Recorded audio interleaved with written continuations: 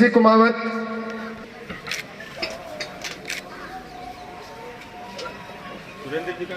दलेर सिंह जी, राजेश जी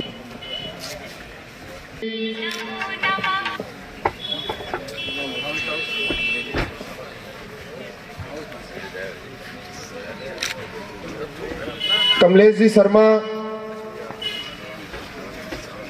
गिरदार सुरेंद्र जी शर्मा, धोड़ाराम जी। सुख सुविधाएं देनी थी मोदी जी ने, हर प्रकार की सुख सुविधाएं मेरे किसान भाइयों को, चाहे सम्मान निधि हो, चाहे शौचालय हो, चाहे गैस कनेक्शन हो, बहुत सारे से, चाहे 80 करोड़ लोगों को 5-5 किलो अनाज हो। कोरोना जैसी महामारी में एक एक आदमी को हिम्मत बना करके और इस प्रकार से लोगों में हिम्मत रखी। दूसरे जो विकसित राष्ट्र थे उन लोगों को लग रहा था कि भारत शायद आधा खत्म हो जाएगा, लेकिन मैं धन्यवाद कहता हूं मोदी जी को कि हमारी आत्माएं जागृत करके और हमारे में वो आत्मबल भरा रखा जिससे किसी भी प्रकार की ट्रेजेडी हमारे हिंदुस्तान में नहीं हुई। ऐसे सम्मानित हमारे नरेंद्र भाई मोदी जी के लिए एक बार जोर से ताली बजाइए। दूसरी तरफ ये फेलियर सरकार, मेजर साहब ने वैसे सब कुछ बता दिया, लेकिन इसका फेलियर कहां से शुरू हुआ? ये दो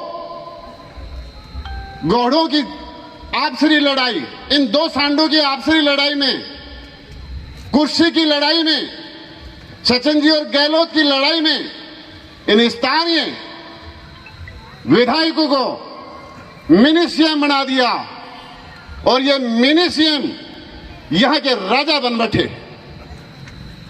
इसी का उदाहरण आप लोगों को मैं बताऊं कि उन्होंने बदराना पे अपनी नियति बदली, अपनी सोच बदली और वो 400 से 500 करोड़ रुपए की प्रॉपर्टी है जो राजस्थान का सबसे बड़ा बनने वाला पशुओं का मेला था। मेरे किसान भाई वहां जाते अपने पशु बेचते थे।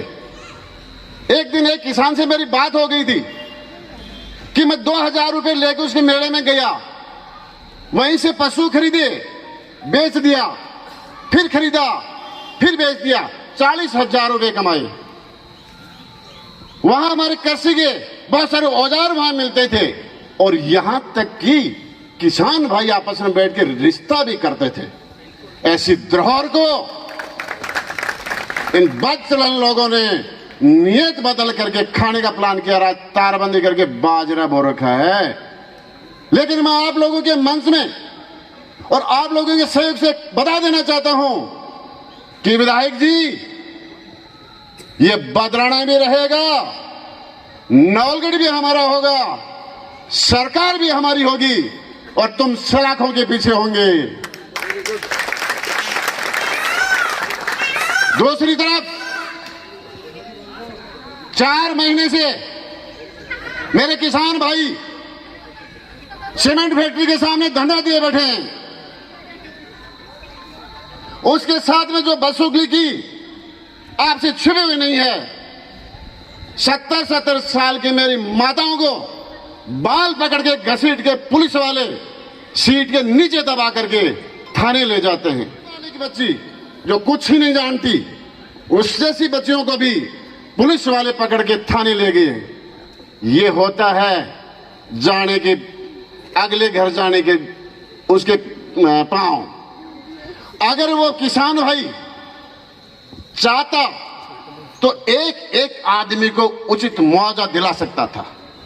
अगर इसने वहां घोटाला नहीं किया होता तो मेरे किसान भाइयों के बच्चे को 5000 लोगों को वहां नौकरी मिलती।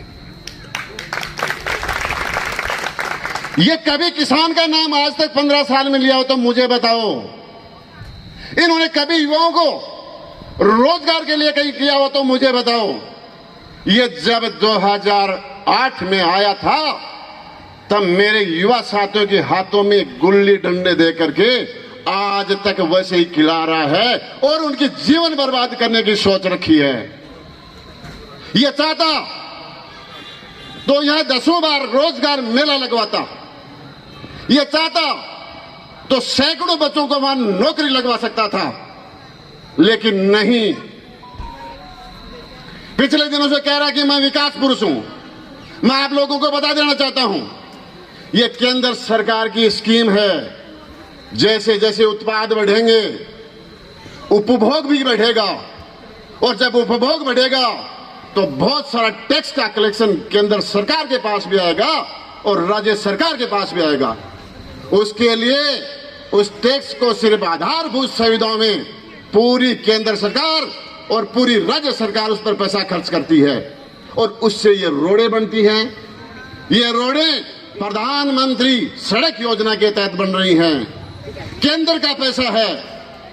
पिछले दिनों एक मंच से बोला था मैंने, उसमें ट्यूबवेल बना दिया, वो नलकूप बना दिया, ये बना दिया। अरे भाई तुझे ये बता, जल जीवन मिशन योजना के तहत हर घर तक जल पहुंचना है, और उस जल जीवन मिशन योजना के तहत जितने भी ट्यूबवेल के हुए उसमें हुए, इसने क्या करवा दिया? इसने विकास किया सिर्फ आपका। जब 2008 में आया था 10, 20, 30 हजार रुपए की नौकरी करने वाला जैसा था, और आज 10, 20 हजार करोड़ का मालिक है। विकास खुद का हुआ है। आज इनको शर्म नहीं आती है। बहुत सारी ऐसी बातें हैं। कोरोना काल में, ये कोरोना काल हो चाहे पिछले दिने मशीनों का काम हो, ये सिर्फ सीमेंट फैक्ट्री के काम हैं। अभी जो कप चल रहा है पूरा पैसा श्री सीमेंट कप के नाम से चल रहा है, उधर किसान इसकी बार घाल रहे हैं। लंपी की बात है, मेरे किसान भाइयों से मैं बता देना चाहता हूं, पिछले दिनों लंपी की एक बीमारी आई थी। किसी भी किसान के पास आकर के उसने चर्चा की क्या? अपनी पॉकेट से 1 पैसे की दवाई दी क्या? हमारे भारतीय जनता पार्टी के बहुत सारे युवा साथी पूरी तरह से हर किसानों के पास गए हैं, लंपी में फ्री दवाई में दी है। मैं फिर दोबारा मेरे सभी किसान भाइयों से हाथ जोड़ के निवेदन करता हूं, अगर ये पहले आया था तो वे कोपड़ी थी, अब ये कप बन गया। अगर 2023 में नहीं रोका तो ये जग बन जाएगा, और जब जग बन जाएगा तब आज मैं आपको इस मंच से बताता हूं कि मेरे बहुत सारे वो सरकारी कर्मचारी लोग उसको इस प्रकार से डराता है, उनके दिल में जगह है हमारे साथ रहने की, फोटो खिंचाने की, लेकिन शाम को फोन आ जाता है, क्यों गरम रोटी नहीं खानी क्या घर की? इस प्रकार की दबंगाई। दूसरा, व्यापारियों में वो भय, कोई भी व्यापारी नहीं बोल सकता। ये इस प्रकार का दंगाई काम, इससे छुटकारा अपने को पाना है, इससे को यहां से हटाना है। आप 2023 में इसको यहां से भगाना है। आप लोगों ने मुझे इतना सम्मान दिया, बुलाया, एक गरीब किसान के बेटे को आज आप लोगों ने इतना सम्मान दिया, मैं बहुत बहुत आपके चरणों में मेरा सिर नमन करता हूं। आप लोगों ने मुझे इतना सम्मान दिया। मेरे युवा साथी, उसके दिल में इतनी बड़ी जगह, उसको भी मैं बहुत बहुत सर झुका के राम राम करता हूं। मेरा पिता तुल्य बुजुर्गों के मेरा पर आशीर्वाद रहे। मैं आप लोगों के सिर चरणों में मेरा वंदन। माता की वंदे, इंकलाब, भारत माता की।